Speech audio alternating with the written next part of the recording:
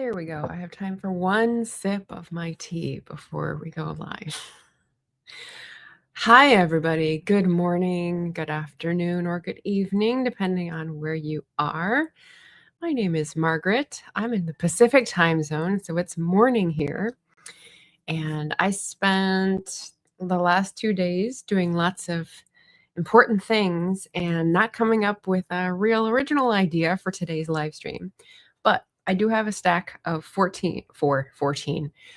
books that I've read. And instead of bringing them with me, I'm going to review them here and then return them or put them back on the shelf because it is time for that biannual trek down to California. So I'm just trying to figure out what to pack, what to leave, and all this stuff. And, maybe someone will want to read a library book. So I want to leave it here in the Portland system. Okay, so 4 books read and 4 book reviews we can go over today. One of them was the source of a post that a lot of you saw and commented on.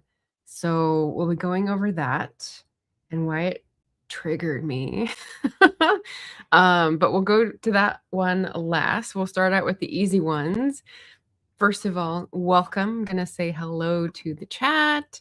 Gareth was in here, said he couldn't stay, but he'll watch on the replay and gave us some big hugs. I'm guessing there's a gig or something, which is exciting.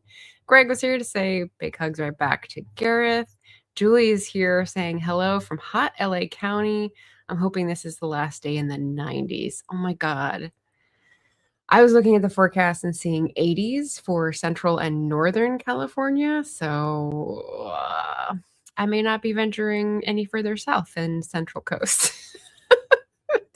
I proposed something to Leslie, but now I'm not so sure I can follow through on it. Ugh. Hello, Lynn from Mad World. Bonjour. I'm going to go over current reads, and one of my current reads has a lot of French in it, which is very fun. And a Roy. Hola. We've got a bonjour and a hola. I like the diversity. Very good. Very good, everybody. All right, so the first one is going to be this one. I talked about it last time. All right, so one of 4. Made from Scratch, Discovering the Pleasures of a Handmade Life by Jenna Wogan-Rich. She's just someone who's writing a book about homesteading, and it was like before the big wave of homesteading. This is from 2008. All right, so this is 20 years old almost. From Story Publishing, and she was in Idaho. She's got a farm called Cold Antler Farm, but when I look it up online now, it's in upstate New York. So I'm thinking she moved and she took her name with her. But when she describes stuff in the book, it's about Idaho. And I liked it. She's got a nice chatty style. She's pretty humorous. She goes over a lot of stuff that I'm like not planning on doing, and some stuff that I am interested in. So she goes into the chickens. That's pretty cool side hobby. Grow your own meal, beekeeping, the country kitchen, old stuff, do-it-yourself wardrobe. And if you knew my sewing and mending situation, you know I'm definitely interested in that. Working house dogs, so pets and working dogs, how that works. Angora rabbits, portable livestock. So if you don't have room for sheep, have you tried Angora rabbits, which I thought was funny. Homemade mountain music, which is where she picked up instruments and just started playing, teaching herself. Outside the farm and want more. And then research some. So she's got a whole like bibliography for further reference section. But you know what else she has in here, which is pretty neat? Where'd they go? Kitchens. Oh, maybe they're in the other chapter. Well, I know she has a couple recipes. Old stuff. She does a lot of fun vintage raids and finds, but she had a couple recipes in here. Home churned butter. That's not really a recipe. Basic bread. Okay. Best coffee ever. All right. So the as you can tell, the recipes are very basic, but this is made for people who are just curious and wanting to get to know more. I hope you wouldn't launch yourself into this type of adventure with a book like this alone.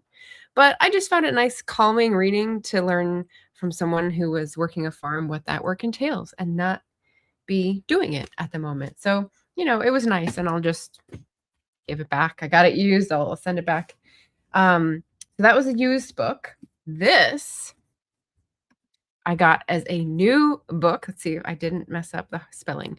No, The Hearth Witch's Guide to Magic and Murder by Kiri Callahan. This is one of the books that I got in my pre-order campaign, and the cover is really fun there. We've got donuts and skulls and teapots and potions. But here's the thing. I read this maybe 10 days ago, finished it 10 days ago. It's a big chunker.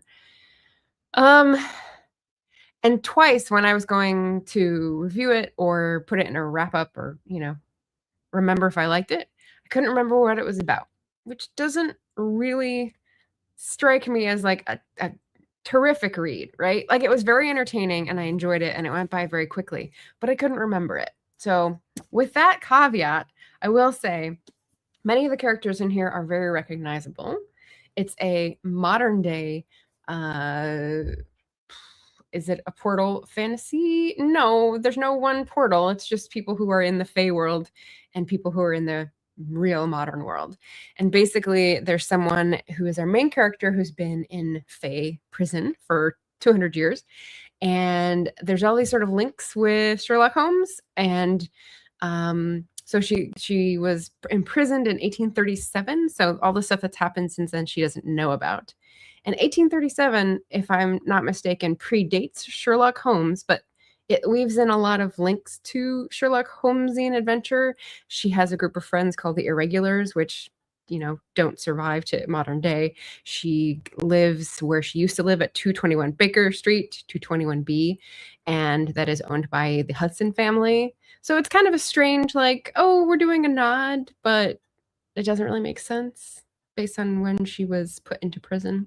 So anyway, she's a detective in that time, just like Holmes would be, and she's brought out of prison early because they need her detection skills for these weird murders that are happening, or one that they think has happened. And so basically she has to adjust to modern life in London, which is fun. And she latches onto one of the Hudson descendants and really likes her. And then we just learn a little bit more about the Fae world in this author's imagination, which is a little different. It got some different guidelines and some fun sort of particulars and distinctions. But overall, that's your basic sort of setup. The magic system is really interesting because we go deep into people looking into people's souls and, how spells are contracted and just like interesting lore, I would say. I don't know if she's going to come out with more in this world. I would assume so because it's very nicely done up and like very comfortable. And there's some great sassy characters. So I really enjoyed it. And Kiri Callahan, I think this is her debut. So we'll see. We'll see what else she comes up with. I will say there were a lot of typos, like missing words in sentences. And so, maybe that's just what you get when you pre-order because they're the first off the press. And so they haven't been, checked. So that's a new one for me. I don't recall having that level of errors before.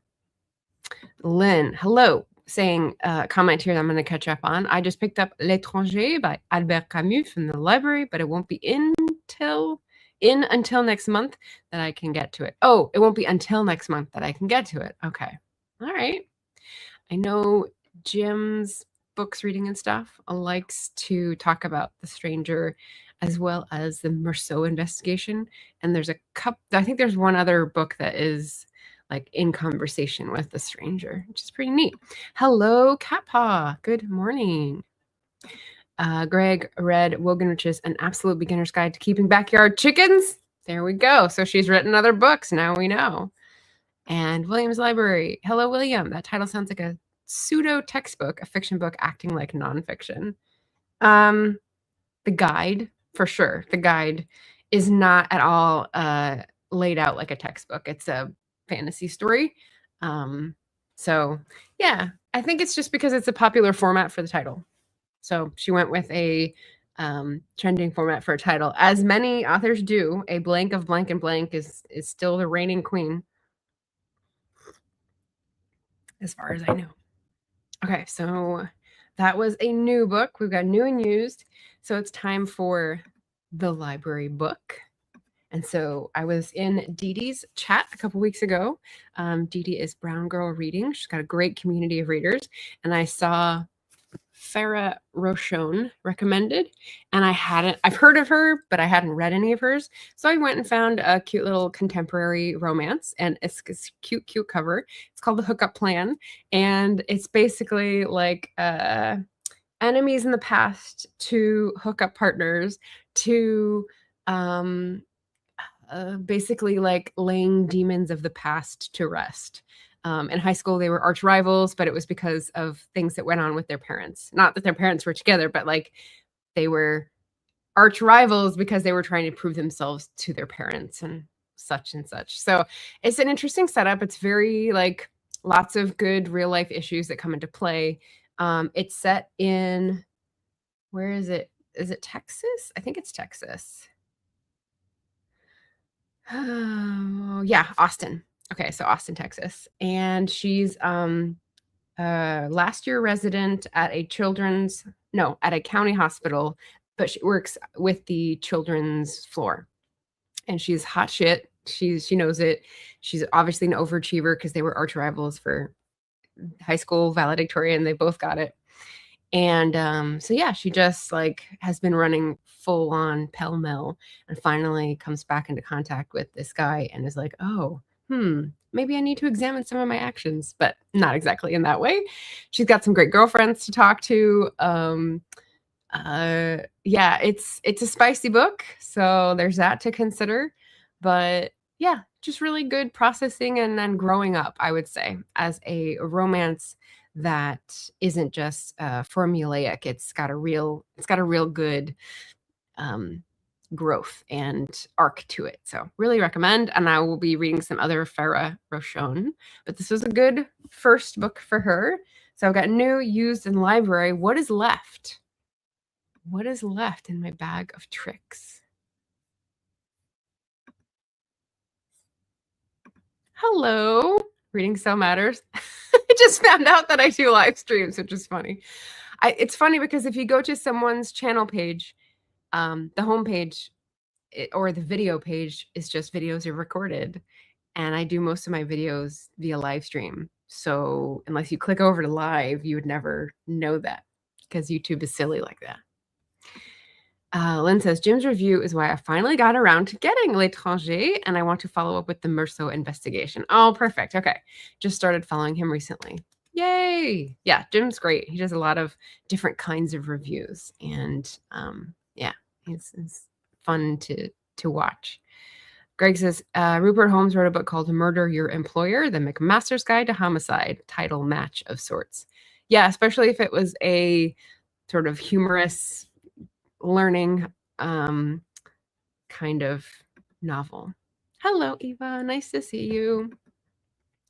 I didn't know what to do today, so I'm doing like a half a wrap up. We got 4 books. So we're on to the final one. The final book is, did I put it in here? I did not. All right, we're going to create a banner.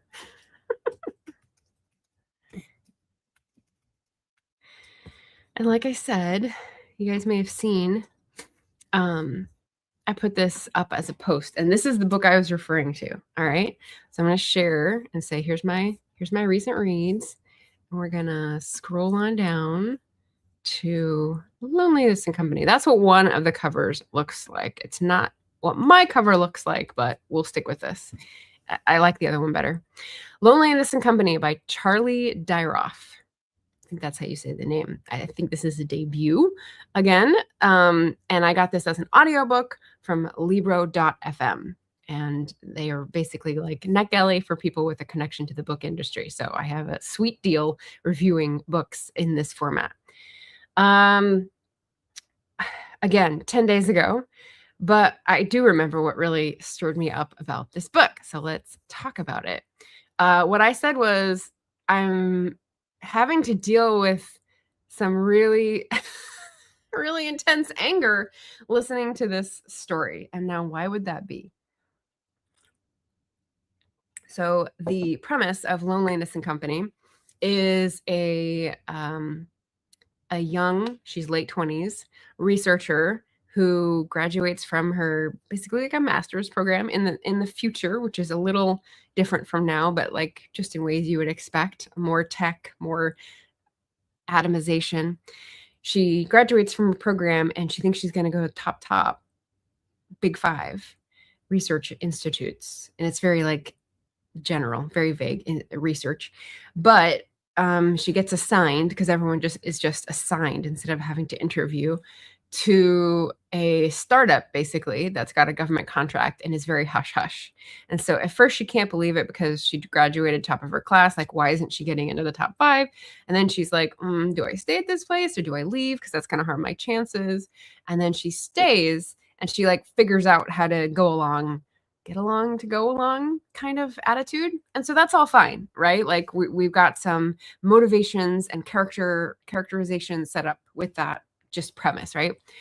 But the company, we know from the blurb on the back, is trying to investigate loneliness, which about 20 years ago was erased from the emotion codex, or whatever that's called. There's an index of emotions that people are taught about, and loneliness was just erased because they didn't know how to deal with it. So they thought, if we don't name it, people won't have to deal with it, which I'm sure you can imagine that doesn't go very well. So she arrives at this place having like devoted her life to research and being the top at everything, and doesn't know what loneliness is, isn't sure to believe whether this is like real, because it doesn't exist as a word. And then they get into collecting data about the world on different topics, because the goal of a company is in a contest among many other startups to figure out a way to address loneliness, because there's an epidemic. I mean, so far-fetched, right? And their company has chosen to try to create an AI friend, and they're going to call it Vicky. And other people are doing other things like living arrangements differently, or pills that will do something to your brain chemistry, etc. But they're trying to form a friend AI. And again, interesting premise. Like, where's this going to go? I'm trying to think what I can say. I'm going to put the little spoiler section up here. That was one of the things that I prepared. Oh, let me make it a scroller though, so that we know what we're talking about. Okay. So if you want to read the book based on those premises, you can mute me now. And then when I take it down, you can unmute me. But here's where I had a real problem. I wrote it down because didn't want to forget here. Let's see. My review. I was trying to sort out my feelings about this one, and I was trying to figure out if it was the plot itself or whether it was author's choices about characters that pissed me off, because I can't really distinguish between the two. So when I realized this is what happens, she's researching, they're all researching, they're doing okay, they're getting better and better and better, but for some reason there's like some artificial urgency about finishing the project. They end up being the only one left. All the other projects fail, but like there's still some urgency about getting there first. And so it seems kind of put on.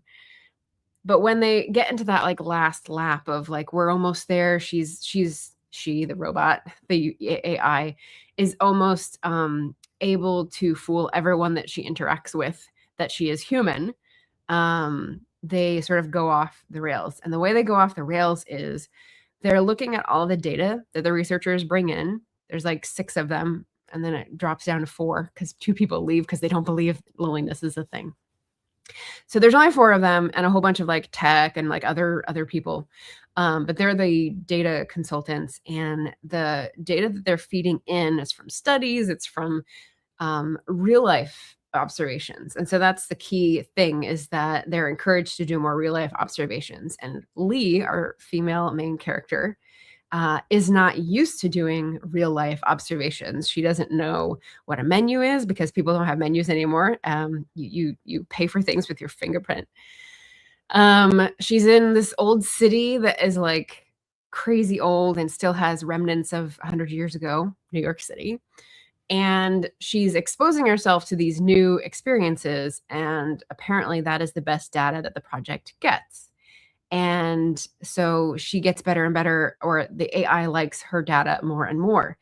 And the way that this goes off the rails for me is that when the team, the startup company, figures out, well, the AI is really looking first to Lee's data, whatever she's collecting. And so that's obviously the most important. So let's give Lee a watch to wear that will observe her every moment, her vital signals, her emotional responses, her, I don't know. I don't know what else it was observing, but like lots of things, an Apple Watch on steroids. And tell her not to work on the project anymore. Just live life. Just go experience things. And she, who's from this inexperienced background, is thrust into a situation without a social structure, without an occupation, without any guidance. And she's just kept in the dark why they're switching to this strategy. So without her mainstay of like doing what she's good at, she starts to spiral. And the thing is, what we learn later is that the team, the managers, know that she's lonely and she doesn't realize it. So they're like, well, the AI needs to observe what loneliness does to her. So that's why they give her the watch, and that's why they isolate her and keep her in the dark. And we just watch her spiral. She gets more and more desperate to prove herself that she can get data with experiencing things. She's basically like Bella in the second Twilight movie, where she's like trying to feel alive by almost dying. And this comes to a big crescendo where she gets hit by a car running in the dark at night. In the dark at night is probably self-explanatory, but you don't know. It's a dystopia. Things could be different. So the managers, one of them is just completely inhuman. He's like a data machine, and so I have no sympathy for him. And Joanne, I can't remember his partner's name. She's supposed to be like, he's the tech part and she's the people part. So she's supposed to be managing the people team and knowing like how to get the most from them without them breaking. So she's wrestling over this decision, and that was infuriating to me because they basically both decided to sacrifice this one person to create a tool to eradicate loneliness. And what I wrote here is the author's decision to have Lee believe that she had a friend and then take that away from her by making her believe it was AI was really heartbreaking. And so she's putting her in the situation. And, you know, that's a good fiction author making your heart break on the page. But the red herring in the plot there really had me convinced that that friend was AI. And that's deception. That's a red herring, right? So that sort of gets like rubbing me the wrong way. And then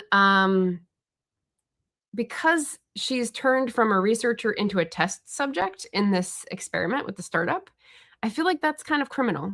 Like they're deciding without her knowledge to make her a test subject and basically sacrifice her to the research.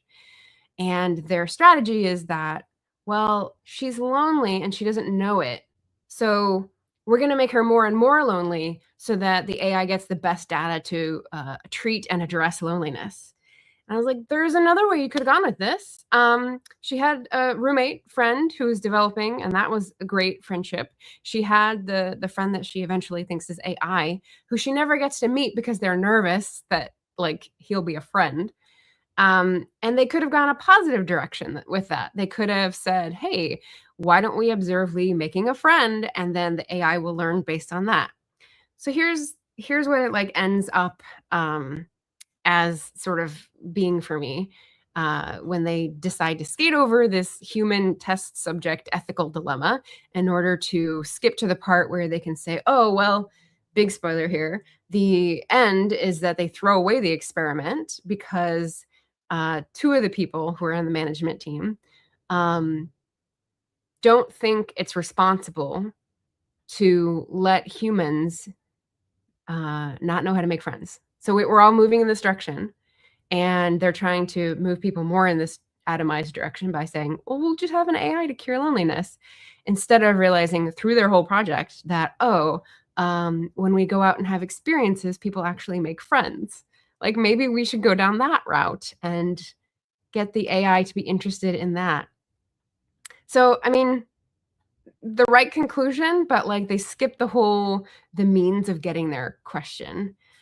And last cherry on the top of this whole thing, to me, Lee's, the main character's inexperience in life, because she's so driven, her inability to interpret social cues because she's never had friends and her parents didn't show her any like actual affection, and the lack of self-awareness. Like she can't interpret her own emotions. It inches her toward an autism spectrum portrayal for me. And when you start taking that into account, it just makes the whole making her a test subject treatment even worse for me. So as I was going through this, I was just having like this burning, like heart burning feeling of why are they doing this to her? She's not going to be able to rescue herself. And I was just really, really angry that they chose to do this. And then when they end up flipping it with like, well, she comes to a crashing stop, and then the project is deemed a failure because two of them realize that they don't want to go through with this method. It still doesn't answer the fact that like no one stood up for her. No one like who knew was her friend. And that just felt very unjust and not like it was an intentional commentary on the process, but like it was oh well, like we're headed there anyway. So I really, really did not like the feeling of that. And nothing really gets that intense in the reviews. When I look at the reviews, it's an average 3.77. It's new, just came out in February. So I don't know why it touched off a nerve for me and didn't for other people. But yeah, spoilers are done. You can unmute if you like. So what do you think about all that? I know I'm just like explaining the whole book to everybody, but yeah. Okay, so last I saw was Eva, and then we had a Ray. Hello, hello, welcome. Julie says, I know Jim, but I can't remember his channel name. Oh, I said Jim's books, reading and stuff. That's it. Yeah. Yeah, perfect. Eva's giggling at the Twilight reference. Yeah, my bestie would love that. She connects everything to Twilight. Leslie's here listening at work. Hello, Leslie. Eva says, sounds very on point with how it'd really go. Very disturbing. Yeah. And the betrayal is just overlooked in reviews. Yeah, like I don't know why no one's mentioning it. They're talking about it's well written, but like the pacing or it's boring. Because at the beginning, she's, annoyed that she's in this placement and doesn't feel very invested. They're explaining her background and what she's gone for in life. And the betrayal isn't until pretty much the end. Maybe that's why. I don't know. They must be those sorts of friends. I don't know which friends you're talking about. Yeah. Anyway, it was just super frustrating. Shades of the Tuskegee experiment, perhaps.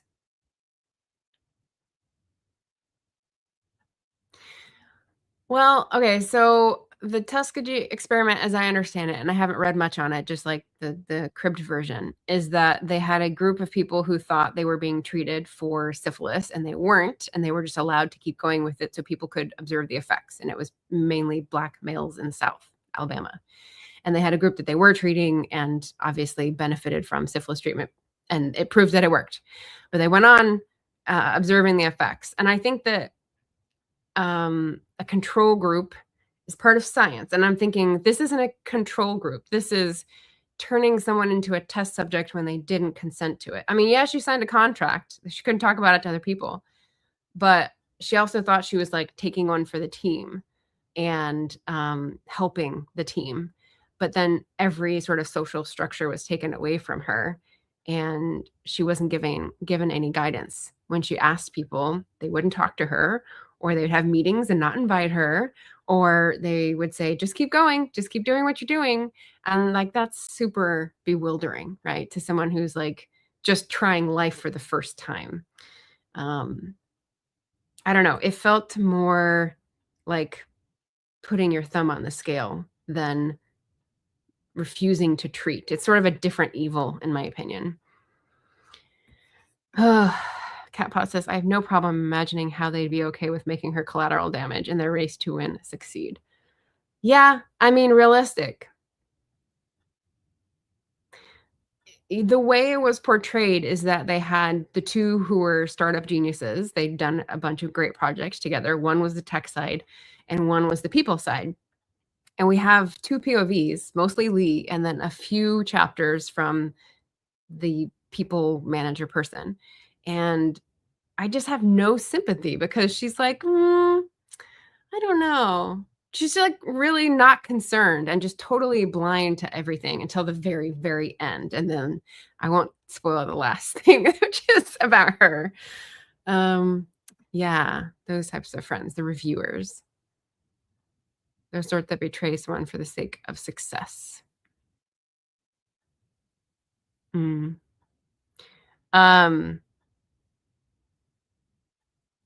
You mean the managers? Like the startup managers I was talking about? Yeah. Realistic, as Cat Paw was saying. Yeah, we get it. Yeah. And Julie says I got that wrong. I mean, they're both terrible, but I think they're like different types of evil. The saying, oh, we can't do anything in the name of science is pretty bad. But then also there's the, well, we're observing to better other people's lives. And so we got to continue pushing is also bad to me. So just different flavors. But anyway, I don't often have such a visceral response to a book. And so I was going back today and I was like, where did I write down? I was processing my thoughts. It was in my journal, like that night or that morning. I can't remember the time after I finished it. And I was just like furiously writing about, why I was so angry and what choices the author was making and what choices the characters were making and how, what does that reflect of the author's opinion of what was right in that situation? I was just left confused and not understanding or not wanting to understand what she was commenting on. Not that I'm like trying to remain blind and ignorant of the way tech has us moving, but just, I don't know. It just didn't hit me right. I don't know. I'll keep processing it, but yeah, get that off my chest. Don't have to talk about it in the next wrap up.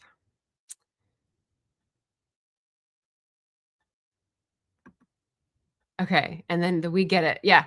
We've been through it in terms of being collateral damage, so we understand it. That wasn't meant to be dismissive. Yeah. We get it. We get it. Do this. You got to do this motion. I don't know what emoji that would be. Like, I see you. I think Alexa was given human error. She's been weird lately, or weirder. Interesting. I don't interact with those. They're scary, not on first glance, but scary when you're like, what is this system they're feeding into? Because you can imagine it's like this one in the book, and you're just like, oh, just ick. Yeah, I think it would be a painful read. It was. So I can't say I recommend it because of how it made me feel. But if you're thinking about those things and you listen to the spoiler section and you have like a take on it, you can process as well. And yeah. So glad that's done. As I said, the reason I'm doing like a half wrap up today is because I am heading down south to California for the biannual trek. So I'm going to be returning this to the library, and the other two books go on the resell pile. So I don't have to bring them with me to do a wrap up on a Wednesday. But I also wanted to talk about the research reads, because I am every day logging my session for author edits, which I'm very proud of, and current reads. So let's go over current reads first, because you guys can participate in that as well, even if you're not writers. I'm really enjoying this as a fiction current read. It's called The City of Bells by Elizabeth Googe. And it's a historical fiction. So she was writing in like the 40s and 50s. I've read a couple of hers that I liked. It's very gentle. It's very slow paced. And it's basically a fictitious Wells. And Wells is a cathedral town in southwest England. And yeah, it's just the sort of the destiny of these people colliding and making friends with each other and not being lonely together, shall we say. So I haven't gotten too far in. Oh no, I guess I have. I'm almost halfway. But that's a good fiction classic that I'm reading. And then sort of an opposite of that, but still sort of related, is a history book. It's The Life and Adventures of William Cobbett by Richard Ingrams. And this I got, I think, on my last trip over in the UK, so 2024 maybe. And it's a big one. But William Cobbett is a huge figure, end of the 18th century into the beginning of the 19th, influencing politics and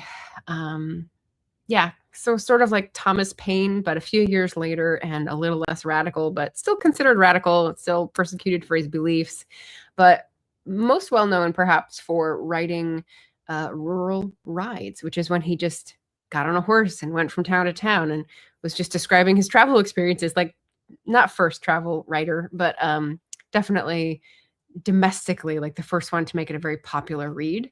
So I'm reading about his life, and so far he's been, I lost my place. Shoot. So far he's been growing up in Surrey, gone to Portsmouth, tried to get into the Navy, went to London, worked as a law clerk, didn't like that, signed up for a regiment of some regiment that went to Canada, so he's working in Canada as a copyist. And last I saw, he was trying to do something nice for someone in the army to combat corruption, and they were going to do him dirty in the court. And so he fled to France, but unfortunately it was 1792, so France wasn't a very popular or safe place. So then from France, he and his new wife go off to America, and currently he's in Philadelphia, and he's like 25. So I think he's got a lot more to go on here, and it's very interesting. And it's just neat to see some of the is this mine? Nope. 3 May 08. Yeah, someone left a London Underground ticket in here as a used book. That's always fun. I guess I'll use that as my bookmark. So those are my two. I've got one nonfiction and one fiction, and then I'll go into like the little research books that I've been investing in. Yeah. Okay. So Cat Paw says humanity at this point haven't got the kind of perspective like people had reading 1984 when it was first published. Yeah. Good point. Good point. Because George Orwell in 1948, Looking Forward, had a prescient sort of understanding that people could have poo-pooed or prepared for. Whereas now, when we're in that future, it's hard to remember a world that wasn't like this, right? Or believe that a world was not like this at some point. It's very interesting. Hello, Laura. Laura lives near Wells. That's fun. Yeah, I might be headed that direction in September. We'll see. The other Laura is very mad at me for not going to Wales.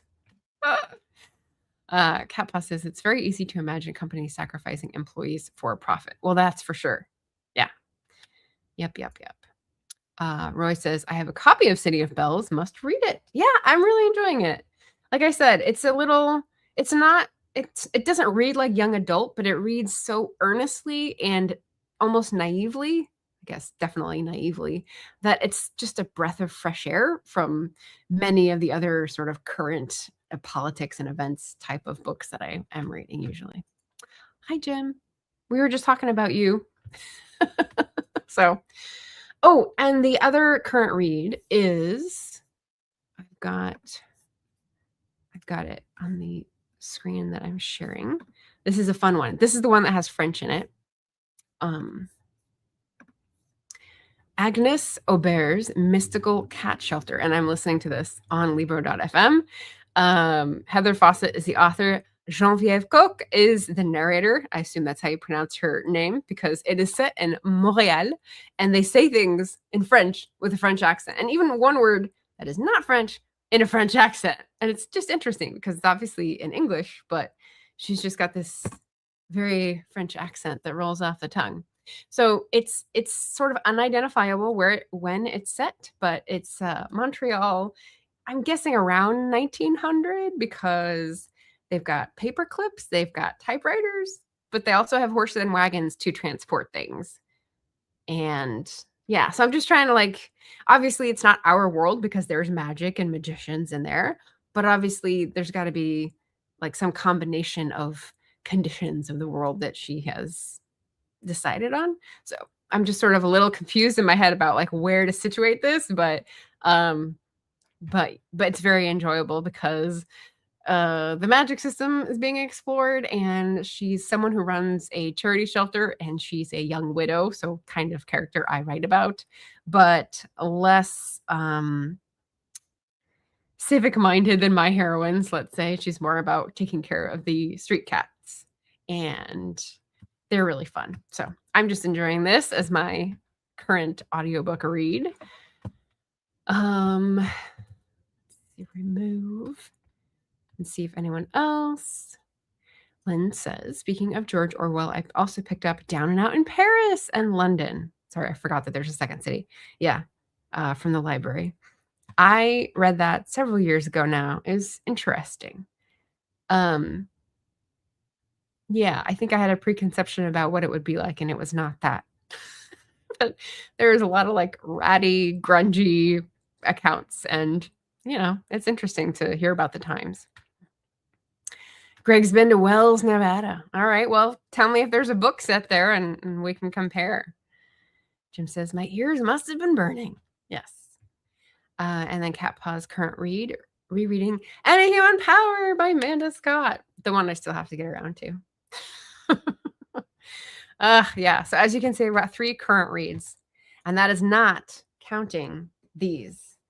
So I don't know if I show this. I may have shown this to you before. When I was trying to get into writing, I was reading this very closely. It's a picture book. It's called Irish Cottages by Walter Pfeiffer and Maura Shaffrey.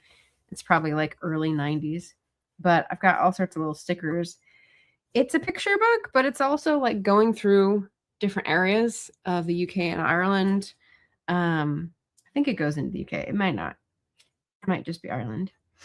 The changes in building materials, the changes in local building materials as you go to different counties, the changes over time, the advancements in technology.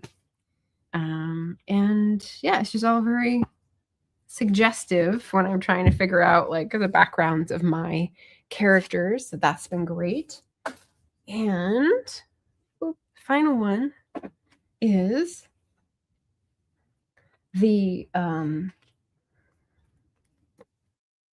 common, what's the word I'm looking for? If it's out of print, but it's in the pool of non-copyrighted stuff. There's a word for that. I can't think of it right now, but this was printed with a ridiculous pear graphic on the front, and every time I looked at it, I was like, the Irish Rebellion of 1798 has nothing to do with pears on books. This is not a still life. And so I just put little things that sort of spoke more about Irish Rebellion on there. And I stuck it on there. So I've got my own little cover. Personal narrative of the Irish Rebellion of 1798 by Charles Hamilton Teeling. And so far, I haven't gotten too much into it. I'm on page 55. He is a young gentleman who is arrested by his father's so-called friend and basically trying to figure out how to get a fair shake in the court, but good luck. Good luck. I keep doing little bits of research for other character works as I do my edits and looking to Wikipedia for who was related to who, when did this happen, stuff like that. And I keep seeing references to 1798. And I'm like, oh, this is so interesting. I want to know more about it. So that's pretty cool. But yeah, that's me. Roy says he just finished The Card by Arnold Bennett. Arnold Bennett. No, I'm thinking Matthew Arnold. Different Arnold. I don't know Arnold Bennett. Oh, man. All right. What kind of book is that? Is it a mystery? The Card. Jim's current reading, just finished Daisy Jones and the Six. Hooray! I've been reading that for a while, so that's got to feel nice. On the bus home, and now I've started Wayward Girls, about a Catholic institution like the Magdalen Laundries, but in Buffalo, New York in the 1960s. Well, that's going to be an upper. A real pickup book. Hey, Kat. Hello. Lurking while I do all warm and I don't feel like crap adult stuffs, but wanted to pop in and say hi. Oh, I see. That's a SHIT. Got it. Hope everyone is enjoying the warm weather for the moment. No, I'm wearing fuzzy socks up here in Portland for as long as I can because I I leave and I'm gonna have to like sweat it out, which I do not enjoy. Lynn says, I'm going to pick up Secret Path by Gord Downey, and Jeff Lemire is the illustrator. The sad true story of Cheney Wenjack. I've never heard of this. What is that? And yes, Julie, Public Domain. Thank you. There's actually a coffee shop here that used to be called Public Domain. I think they went out of business. But yeah, the non-copyrighted pool of former manuscripts is a very verbose way of saying public domain.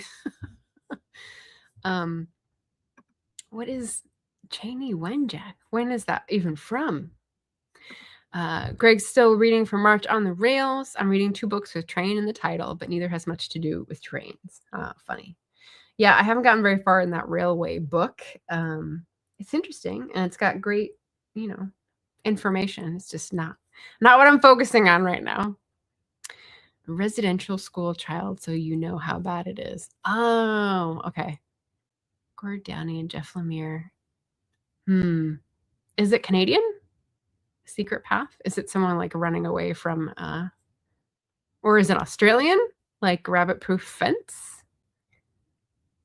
Secret Path. Yeah, I haven't heard of this one or the name of the actual person before, so. Roy says, Arnold Bennett used to be super famous. The Card book is a comedy from 1911. All right, well, his big books are more serious, often set in Midlands, UK industrial towns, making pottery. Like Sheffield? I think that's the biggest pottery place. Yes. Oh, okay. And there's a video on YouTube. Oof. Okay. Well, I'll check that out. All right. Well, make sure to take breaks if you need them from the book so that you don't get to be drowning too much. Catpaw says, got a book token and looking at Finding Albion by Zakia Sewell. Anyone read it? Liked it? I'll leave that up to the chat. Oh, there was one other thing. So I tried to show you that there were very simple recipes and made from scratch. But just to show you that this fantasy book also has some fun recipes. It's got healing lemon tarts with lavender Earl Grey whipped cream. It's set in a cafe. 221B Baker Street is both a domicile and the other half is a cafe somehow. Lemon curd filling, heartache tea, Vigo Triggs caramel apple baked pancake, and yeah, just some like fun little sweet things because it's set in a tea shop, and I thought that was cute. So Roy says, further south, Stoke-on-Trent and a cluster of other towns. Interesting. Okay. Arnold Bennett. All right. Pottery is Stoke-on-Trent. Sheffield is for steel. Sheffield knives. I knew that, but I just couldn't think of another place for them. The potteries. I know that's a phrase. Lynn says it's mostly illustration, so it's a quick read in that respect. Oh, okay. Gotcha. More like a graphic, not novel, graphic book. Let's just call it. Yeah. Put them both together and you can set an entire table. Yep, with your ceramics and your cutlery. Excellent. Jim says, indeed, and get a tablecloth for the linen mills of Manchester. Yeah, the linen mills. Oof, those have got to be. I don't think they have linen mills, Jim. I think it's cotton. I think the linens are looms that went away when the cotton came in because it was too lucrative. And you know what I came across in a book recently was someone using the term filthy lucre in jest. I was like, that's got to be from something. It's such a popular expression that's like tongue in cheek. What is that from? If you guys know, if you Brits in the chat know, filthy lucre. What is that from? I think it's a funny phrase. Julie says to Catpaw, Finding Albion has been long listed for the 2026 Women's Prize for Nonfiction. Oh, so we got some good buzz on the possible purchase with the book token. Nice. Yeah, someone's paying attention to the prize lists. Nice, Julie. I am not. Lynn says, on the opposite end of the length spectrum, I'm reading Stalingrad by Vasily Grossman. Oh boy, I could just picture the tome that is conjured by that title. Jim says, my grandparents on my father's side worked in the cotton mills in Halifax. So I think of Halifax and I immediately think Nova Scotia.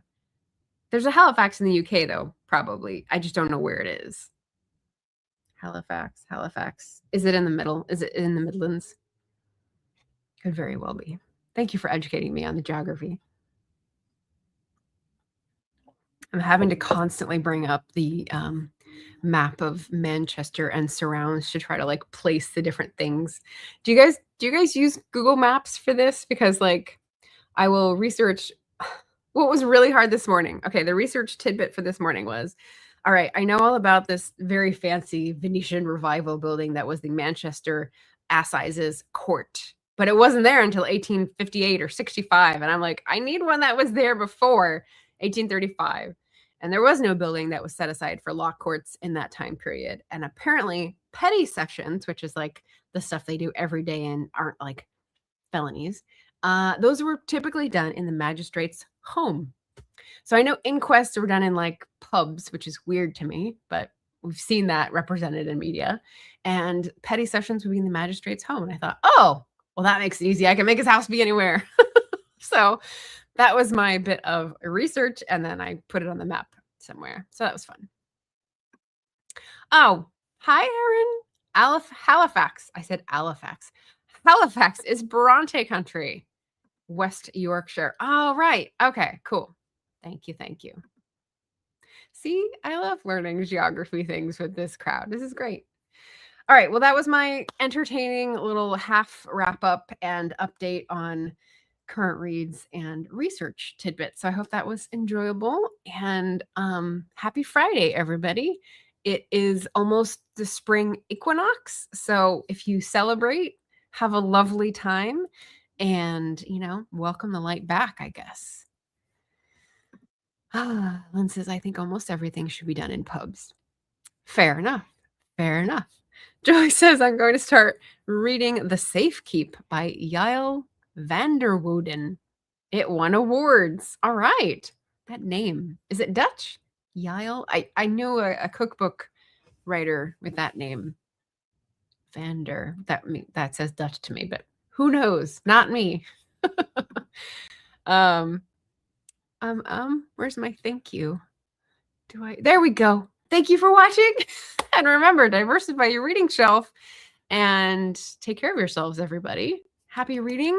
I'll see you again on Wednesday in a completely different location. And Persian New Year too. Thank you, Jim. Oh, Mike's gonna give me the answer here. Lucre comes from Latin lucrum, profit or gain, and the phrase comes from the Bible.